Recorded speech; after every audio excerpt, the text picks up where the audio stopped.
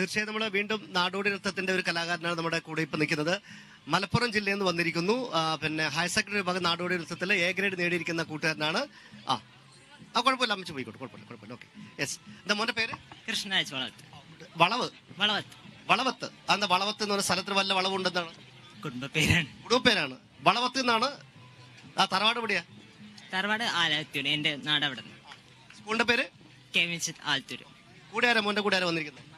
പിന്നെ സാറ്, അമ്മ, അച്ഛൻ, സാർ. അമ്മയും അച്ഛനും സാറും വന്നിട്ടുണ്ട്. ഓക്കെ, നമുക്ക് പരിചയപ്പെടാം. അമ്മയുടെ പേരെന്താ? പ്രമീള. അമ്മ ഒന്ന് പെട്ടെന്ന് വന്നു. പിന്നെ അച്ഛന്റെ പേര്? ധർമ്മരാജ്. പിന്നെ ഗുരുനാഥന്റെ പേര്? ശശി ബാലുശ്ശേരി സാർ. സാർ അവിടെ ഉണ്ട്. സാർ ഒന്നും ഇങ്ങോട്ട് വന്നേ. സാറ് വെയിലത്ത് ഇങ്ങനെ തലയിലും കൈവച്ച് നിൽക്കുകയാണ്. ബാബാ, ഗുരുനാഥൻ ഇല്ലാണ്ട് എങ്ങനെയാ ശിഷ്യൻ? സാറിന്റെ പേരെന്താണ്? എന്റെ പേര് ശശി. ശശിയുടെ സ്ഥലം? ഞാൻ കോഴിക്കോട് ബാലുശ്ശേരിയാണ്. അപ്പം എ ഗ്രേഡ് കിട്ടിയപ്പം ഗുരുനാഥൻ എന്ത് തോന്നുന്നു? വളരെ സന്തോഷം തോന്നി. എല്ലാവിധ ഭാവങ്ങളും കാണാം. അപ്പൊ ഒരുപാട് ശിഷ്യന്മാരുണ്ടാവട്ടെ. അപ്പം തുടങ്ങാം നമുക്ക്. ഓക്കെ, അപ്പൊ എന്താണ് നിങ്ങളുടെ ഈ ഒരു പിന്നെ സബ്ജക്ട്, എന്താ വിഷയം, എന്താണ് നാടോടിനൃത്തത്തിൽ? തലക്കൽ ചന്തുവായിട്ടാണ്. തലക്കൽ ചന്തുവാണ്. തലക്കൽ ചന്തുവിന്റെ കഥാപാത്രമാണ് നമ്മുടെ നാടോടിനൃത്തത്തിൽ അവതരിപ്പിക്കുന്നത്. റെഡി? ഓക്കെ.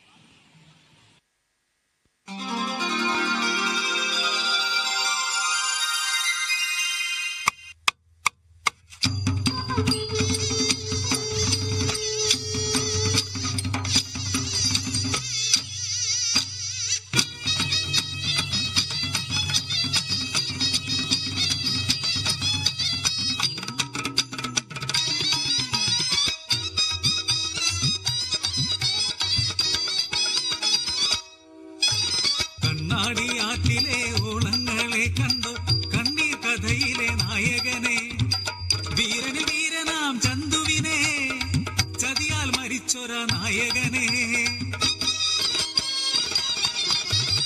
വയനാടൻ മണ്ണിലെ കുറിച്ചപ്പടയിലെ വീരനാം യോദ്ധാവ് തലക്കൽ ചന്തു, മാനത്ത് ചന്ദ്രൻ ഉദിച്ച പോലെ ചീരാമരത്തൊരു കോമളാങ്കൻ, അടിയും തടയും ഒളിപ്പോരിലും അവനത്തൊരാടിന്ന് മണ്ണിൽ. അതായത് തലക്കൽ ചന്തുവിന്റെ കൺട്രോളൊക്കെ പോയിട്ട് എല്ലാം കൂടി പരിധിക്ക് പുറത്ത അവസാനം പോയിട്ടുണ്ട് അല്ലേ? അപ്പൊ എന്തായാലും കാരണം നമ്മള് ആ ഒരു കലാപരിയോട് അവതരിപ്പിക്കുന്ന നമ്മുടെ സ്പേസോ നമ്മുടെ മുന്നിലെ ക്യാമറയോ ഒന്നും നമ്മൾ കലാകാരന്മാരും നോക്കാറില്ല. കാരണം ചെയ്യേണ്ട കാര്യം ചെയ്യാൻ